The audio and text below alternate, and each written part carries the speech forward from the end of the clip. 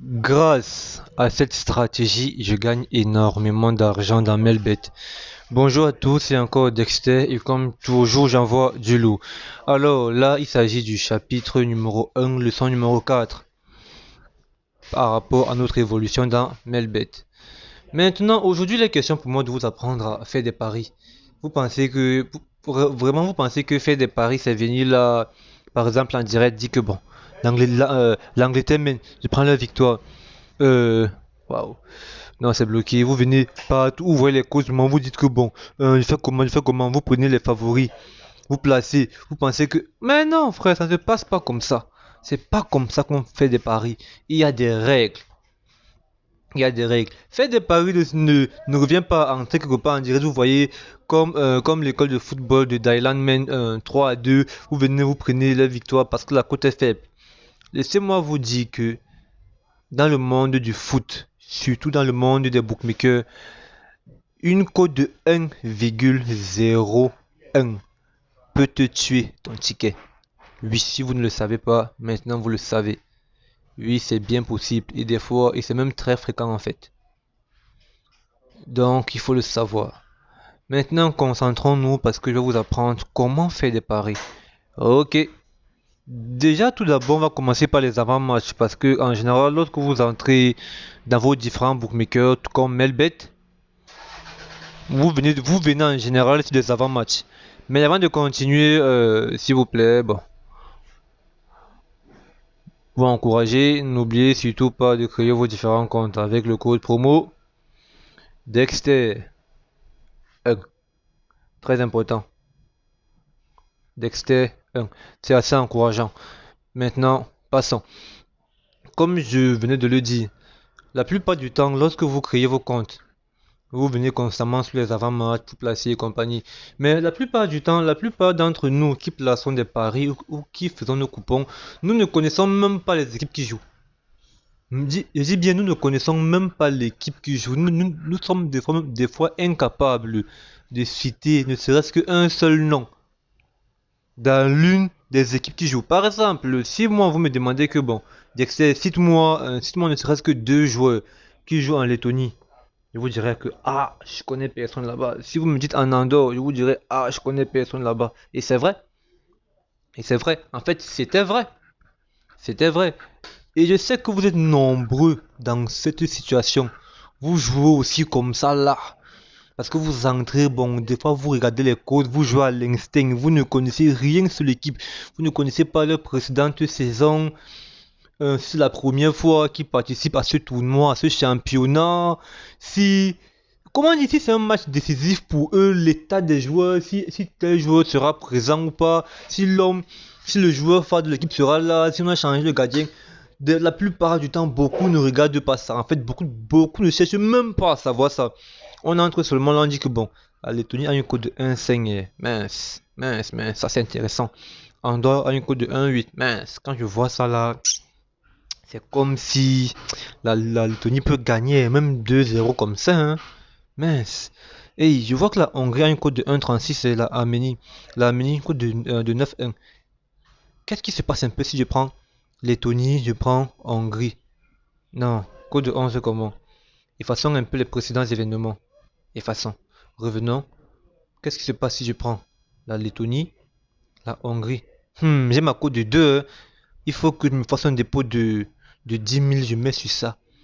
10 000 sur une cote de 2 là, ça fait 20 000, hein. Sur une cote de 2, ça me fait 20 000. Mince. Bon, cherchons encore. On cherche encore les matchs en direct là. Pour la Norvège, cote de 2,5. Ah, si je mets 10 000 là, ça fait déjà 25 000. Pour la Turquie, cote de 3, ça fait 30 000. 33 000, pardon. Mince. Voilà comment la plupart d'entre nous réfléchissons lorsque nous venons faire nos événements, lorsque nous venons faire nos paris sportifs. Et voilà la première erreur. Parier sans toutefois avoir fait nos petites recherches concernant l'équipe domiciliée comme extérieure. On ne parie pas avec l'instinct. Il est bien vrai que des fois en pariant avec notre instinct, des fois c'est gagnant. Je dis bien des fois, mais en général c'est perdant. C'est perdant. Et vous le savez, je le sais. Sur ce point, on ne peut pas se mentir sur ce point. Et c'est comme ça qu'on continue. On prend les favoris. Wow. On prend les favoris. Mais ce qui est sûr, c'est que c'est en fin de soirée. Quand tu vois perdu, tu dis, ça a perdu comment? Le Portugal a perdu comment? L'Irlande avait une cote de 17. Comment ils ont perdu? Comment avec leur petite côte? Comment? Oh, vraiment, c'est la malchance. Je ne suis jamais chanceux Paris sportif. Dans le monde du Paris sportif, la chance n'existe pas.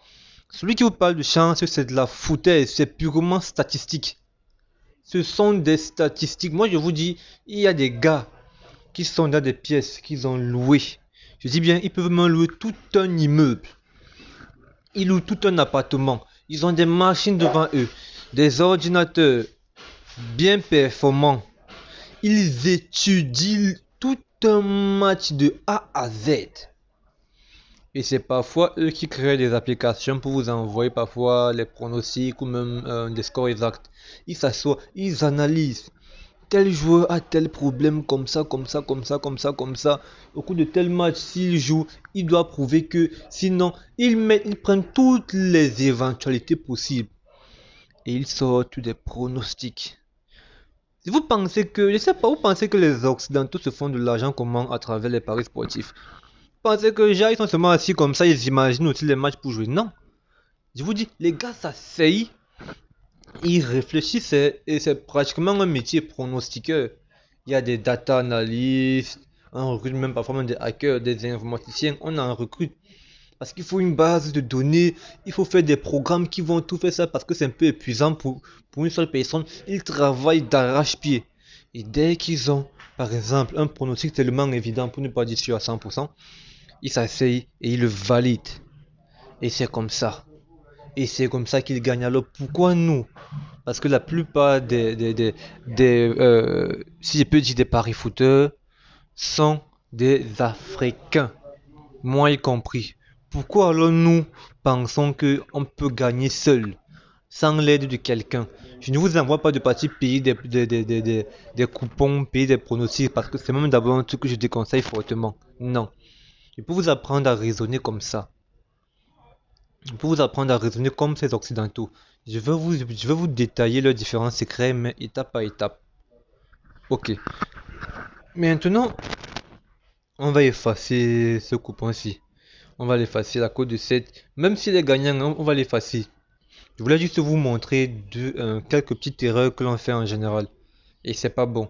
C'est pas bon. Tu ne peux pas vouloir commencer un coupon. Tu ne connais même pas qui joue. Tu ne connais rien de l'équipe et tu prends seulement parce que tu as vu les codes. C'est très dangereux. C'est très dangereux parce que même quand tu connais l'équipe, il faut faire des mises à jour de tes statistiques pour savoir parce que même des fois on dit le ballon est rond, ton équipe favorite peut te surprendre. Moi, je ne pouvais pas savoir que le Barça pouvait recevoir jusqu'à 4 buts face à Séville. Je ne pouvais même pas l'imaginer.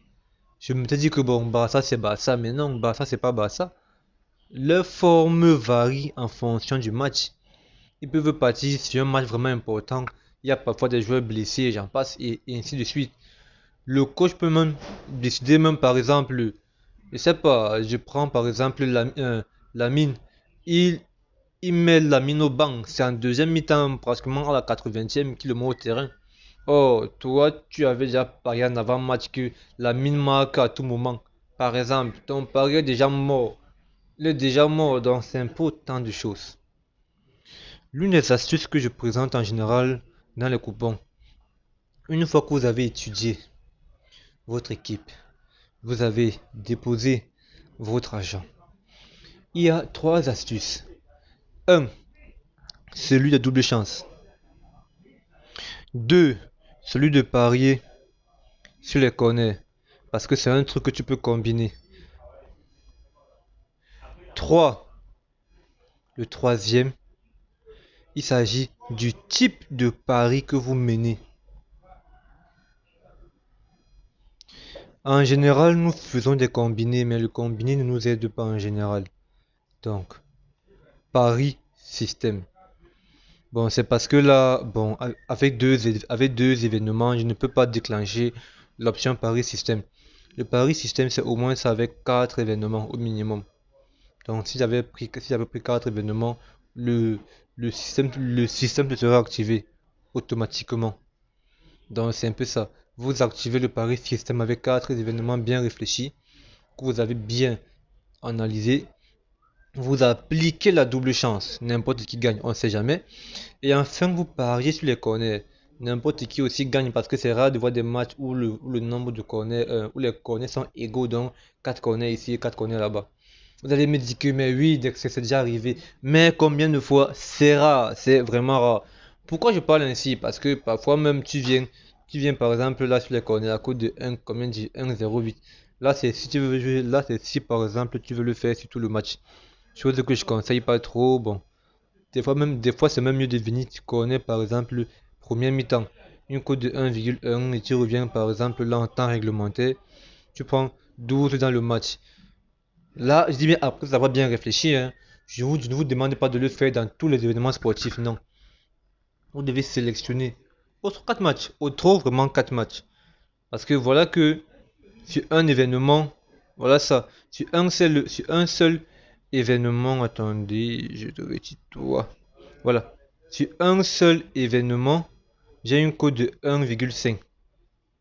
J'ai une cote de 1,5.